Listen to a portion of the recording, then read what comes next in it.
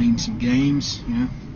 Where would you be without solitaire? Every mobile device, every computer actually, on the face of the planet needs to have a game of solitaire, because it's the one thing, you know, you never ever get tired of it really. Anytime, day or night, whatever you're doing, you got 10 minutes free to spare, game of solitaire, pass the time, no problem. The boredom killer right now is a bit of Need for Speed, which plays alright. Steer with the accelerometer, a few gestures on the screen to activate various things. Drift. Oh, 360, I suck so bad. Give it some nitro. Nitro around the corner, that was a bad decision. Oh, near miss, double score. So now I'm trying to play ass backwards. You see, runs. Okay, so I went straight through the corner of a building just then. I don't know what that was about, but I'm just that good, I guess. There's a stop sign. But yeah, the point here is games play fairly well, and I mean, this is, you know, the graphics are maybe sort of PlayStation level, but maybe a bit more than PlayStation. Voiceover there, interrupting my video. Interestingly, there's a bit of an example of how to show up in multitasking. The game players, so we go to the multitasking mode there, we'll switch out to another app. The game will automatically pause, so if we go back to it, you see it's in a pause state there, and there we go, that one. And there you go, back to it. But you can also actually still play it in that little minimize mode there if you really want to. I don't know why you would, but you can, just to show you that this is full-on proper multitasking. But yeah, Need for Speed, proper 3D gaming racetrack. Good frame rate, very responsive, the accelerometer picks up nicely. Unfortunately, I suck astonishingly poorly. But, plays alright. Oh, hello there. I didn't see you come in. Just doing a bit of light reading. The Art of War by Sun Tzu. Actually, in all seriousness, I've just been... it's got the Kobo ebook reader and store on there, so I've been... you get Art of War for free when you sign up, for the moment anyway. So I've just been going through it, seeing how well it actually performs as an e-reader, and you know, page turns are nice and quick. You can change the size of the text, and you can change the font from serif to sans serif, and all that sort of stuff you should expect to do on an e-reader. And I've just been reading a chapter or two on the screen, and the screen is very crisp, very bright, very clear. The size helps too, because this is, you know, one of those 7-inch tablets, so it's one-handed, sort of, you know, the size of a regular paperback novel, the Dead Tree stuff. So reading it feels very, very natural, very, you know, it feels like it should. The device kind of disappears, and all you're left with is the text on the screen you're reading. And so here's an interesting thing I just realised about the hardware. Now, in the first video I pointed out the hardware buttons up the top there, the power, the volume buttons, and a play-pause hardware button there as well. And you know, the power makes sense, the volume buttons make sense, they should be there, but I didn't really think the hardware play-pause button was really necessary, because I figured, you know, I thought to myself, well, if you're playing something, you're using the device, why wouldn't you just press pause on the player, on the device itself? But I've just been laying down in the chair here listening to a podcast, and it suddenly dawned on me why that button there is actually useful. Promo code MG. Because it can play and pause the podcast or whatever I'm playing without having to turn the thing on, load up the player, find the key and do it. Makes sense to me.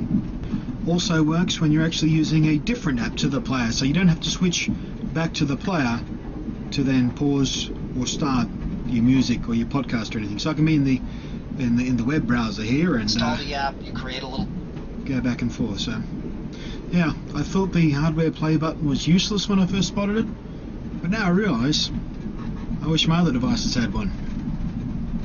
Alrighty gang, I'm running out of light in which to film, and the BlackBerry Playbook here has just reached 8% battery. I'm about 9.5 hours into this trip. I'm sore, I'm tired, I'm grumpy, my back's sore from moving all the time, and you know, it's yeah. But I've been happily distracted by this, and you know, the battery is going to die in the next 45 minutes or so, I'd say, depending on what I do with it. I've got, maybe 20 minutes of a podcast I'm listening to go, so it should make it through that pretty easily. So it's time to talk about my overall impressions of the device. Well, as you've been able to tell in the video so far, I've been loving it. The interface is beautiful, it's smooth, it's silky, it's buttery, it's elegant. The bezel swipe gestures are natural and they make sense. When I first got told about it, I thought, I'm never going to remember that. Which edge do I have to swipe from to do this thing again? But they all make sense. They're all very logical, very natural, and you don't really think about it. You just start doing it as you're playing with the device, and it all makes perfect sense. And no matter how many programs I loaded up, no matter what I was doing with it, no matter how many times I switched back and forth, it never ever slowed down. It didn't chug once. It remained absolutely silky smooth, and everything was utterly responsive throughout the entire experience, which it's almost unheard of. Oh, there goes my phone. I must be getting some cell signal again. But yeah, it's wonderful. So what don't I like about it? I don't like that little power button up there. It's tiny, it sits flush, and it's a little bit hard to press. You get used to it, but you still have to press it quite hard to get it to do anything. Some people have found you have to use their nail, apparently. I don't have to use my nail, I just, press on it, that's okay. But it's quite tough. But the good news is you only have to press it to turn the thing off. When you want to bring it out of standby, you can press the button, or you can just go shoom across the entire screen and it bursts to life again. So, you're not going to be running into that too often.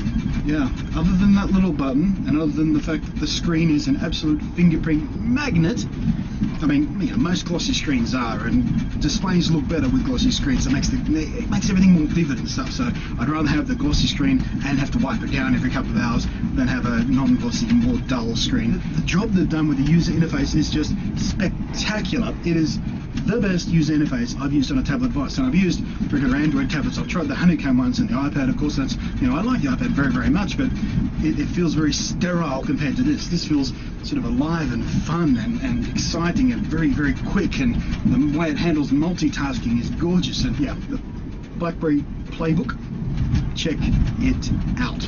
It is an astonishingly good tab, and this thing is going to be wildly popular, I think. I really, really honestly think that this is going to give all those fancy honeycomb Android tablets a real run for their money. They're going to have to pick up their game in a big way. It's even going to threaten Apple a bit. Whoosh, smack them around the mouth. Wait, wake up, better catch up. 5:53 p.m, which means I've been on this train now for more than 10 hours using this BlackBerry Playbook, and I have just hit 3% battery. I just got through the last podcast I'm obviously going to listen to on this device today, and any minute now it's going to fall over and die. But it made it 10 hours of use. Well done, RIM, Research in Motion, you clever Canadian bastards. You've made quite a nice bit of kit. Anyway, I am Blunty. Thanks for watching. I'll catch you next time. 1 hour left on this journey, and I'm going to check into a hotel and pass out for another 10 hours. So maybe it's not much of a distraction having the photographer there, but when it's something really sensitive like zero, this, with the Bin Laden thing. And it's still playing my podcast. I was just, again, maybe it's the photojournalist in it's me. a magic battery. It's kind of like,